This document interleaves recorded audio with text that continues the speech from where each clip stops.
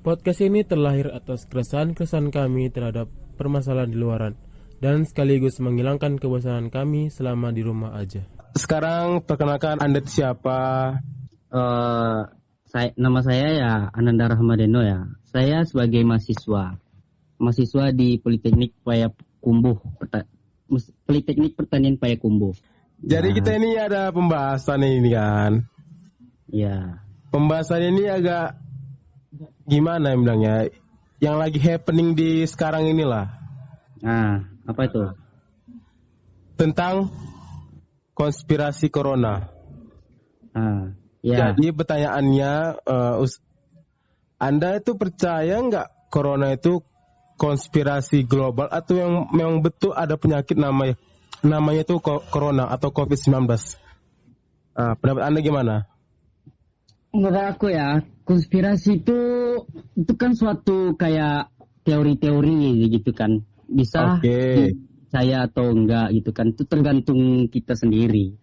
Tapi alangkah lebih baiknya gitu kan kita nggak mudah percaya dulu sih. Kalau menurut aku ya, konspirasi itu. Kan konspirasi itu bisa jadi benar, bisa jadi enggak gitu kan. Ya kalau misalnya teman-teman yang lain udah pada tahu, misalnya kan yang dengar pembicaraan kita ini ada yang percaya konspirasi, langkah baiknya tuh kayak kita cari dulu kebenarannya iya apa enggak gitu kan, enggak langsung percaya. Kenapa kalau kita enggak langsung percaya? Ya karena kita ya dalam kondisi seperti ini, kekacauan di mana-mana gitu kan. Kalau kita percaya kayak gitu, itu pasti menimbulkan kayak kepanikan tersendiri gitu. Ya betul juga emang. Ya kan? Ya. Lagi ya, banyak orang lagi jadi kayak panik sendiri gara-gara corona itu. Iya. Kayak wah cemas gitu kan, takut wah ini konspirasi nih. Kan konspirasi itu kan orang-orang mengambil dari berdasarkan data yang ada gitu kan. Ya gara-gara data itu ada atau segala macam. Jadi orang serasa percaya gitu, langsung cemas, panik gitu kan. Ya jadi kalau kita percaya konspirasi itu sama kayak memperburuk keadaan atau situasi saat ini sih. Kalau sekarang kita udah panik-panik gini kan, terus percaya konspirasi kayak gitu, ya tambah panik, ya tambah kacau lah gitu kan. Gitu sih kalau aku. Tapi sekarang ini lagi orang banyak mengaitkan COVID ini oleh bos Microsoft, Bill Gates. Iya. Jadi dia tahun 2015 dia pernah berpidato tentang wabah berikutnya. Kalau pendapat aku ya kembali tadi kayak pembahasan yang kita pertama tadi, konspirasi itu saya apa enggak itu kan tergantung kita. Tapi alangkah baiknya ya jangan dipercaya dulu gitu kan. Terjadi kepanikan tambah jadi kacau gitu. Dunia udah kacau tambah kacau. Tapi banyak sih konspirasi itu sebenarnya banyak. Ada tuh yang pernah aku baca gitu kan.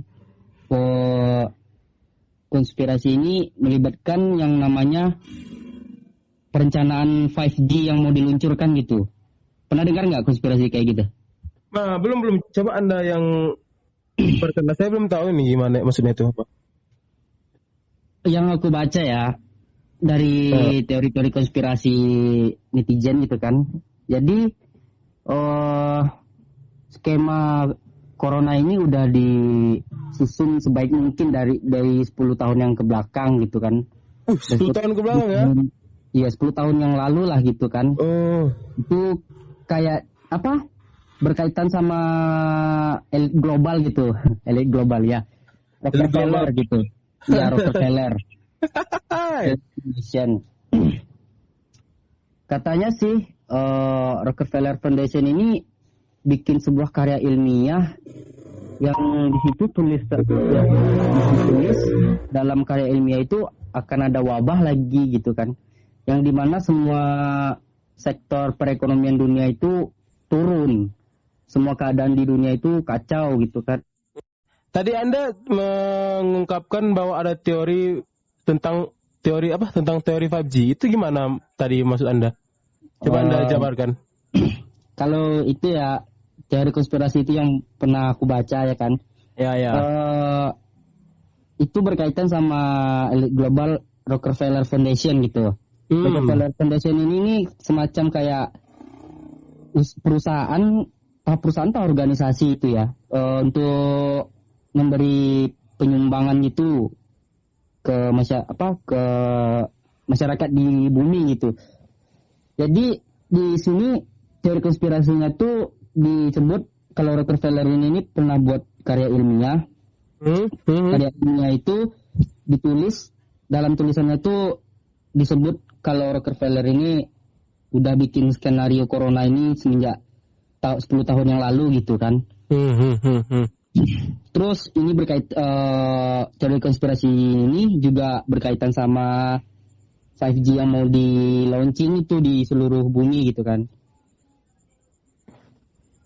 Katanya di karya ilmiah itu ditulis, disebut kalau wabah corona ini menyebabkan kekacauan ekonomi sama kekacauan lah seluruh di dunia gitu kan. Perekonomian dunia turun, kondisi bumi kacau balau gitu kan. Jadi ditulis di situ target utamanya itu sebenarnya Amerika Serikat, untuk menghancurkan Amerika Serikat gitu kan sebagai penguasa di dunia gitu. Jadi untuk uji cobanya pertama di launching virus ini bakalan dilepas di Wuhan di Cina gitu. Nanti Amerika bakalan kena dampaknya seperti sekarang gitu. Kan Amerika juga lagi kacau gitu kan. Nomor berapa itu di dunia, korban terbanyaknya di dunia itu Amerika. Ngomong-ngomong Wuhan tadi kan di Cina kan. Kan ya. awal dulunya kan adanya virus corona ini dari apa? Dari hewan kelelawar. Binatang gitu kan. Binatang kelelawar. Itu Anda percaya 100% dari hewan itu gimana sekarang? Atau memang ada Anda memiliki pendapat yang lain gitu? Kalau menurut saya sih bisa jadi sih gitu. Bisa jadi dari hewan-hewan gitu. Kan kalau itu kan sebenarnya bukan hewan-hewan yang bukan lazim untuk dikonsumsi. Kita kan nggak tahu itu hewannya tuh gimana gitu rasanya atau gimana. Apa bukan hal yang wajar untuk dimakan lah, kayak masak kelelawar dimakan itu kan. Tapi namanya itu kan juga budaya mereka. Di budaya mereka ada makanan kayak gitu, misalnya memakan hewan yang nggak lazim dimakan Indonesia gitu, kayak kelelawar gitu lah kan. Bisa jadi sih sebenarnya kalau itu bisa datang dari virus atau sebagai kondisi tempat lingkungan yang kurang bersih gitu.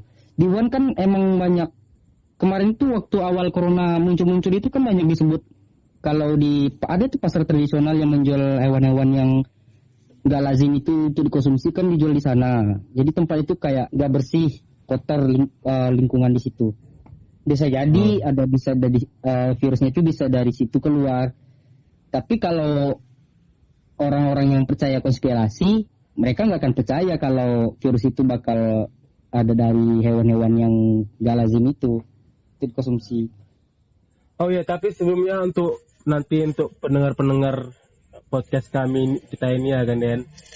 Maksudnya jangan sepenuhnya percaya apa yang kami katakan ya kan. Karena belum valid juga ya. Namanya ini keresahan kami sebagai mahasiswa ini ya kan, yang bosan ya kan, bosan di rumah sama karantina di rumah, makanya ada buat podcast gini ya kan. Jadi intinya tidak sepenuhnya dipercayai, tapi lebih baik nggak percaya gitu, jangan percaya dulu. Jangan percaya sama apa yang kami bilang ini. Iya, jangan percaya dulu. Jangan percaya aja lah, kami cuma kita dibilang hoax gitu, penyebar hoax atau gimana, jangan percaya dulu. Jangan percaya, gitu. Jangan percaya. Misalnya nanti penonton ada yang ingin juga dia membuat podcast atau mau mengutarakan pendapatnya juga, bisa juga dihubungi gitu. Salah satu akun kita ya kan, bisa di DM bagi-bagi gitu kan. Nanti misalnya pendengar nanti yang kita berbincang gitu, berbagi argumen atau pendapat gitu juga bisa sih ya. Untuk nanti pendengar podcast kita yang punya keluh kesah bisa mengirimkan pendapatnya lah, bisa kirim lewat DM kami, DM masing-masing IG kami. Aku DM ke @maulistompul. Apa IG-mu? Betul aku Den. Apa IG-mu? Ananda Deno 13. Ananda Deno 13 ya. Bisa dibikin di deskripsi. Bisa nanti nanti kami buat akun-akun IG kami di deskripsi video, oke? Oke. Udah sekian.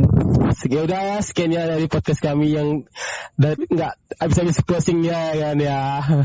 Nanti kami akan bahas yang lebih mantap lagi ya untuk kalian semua. Wassalamualaikum warahmatullahi wabarakatuh. Santuy.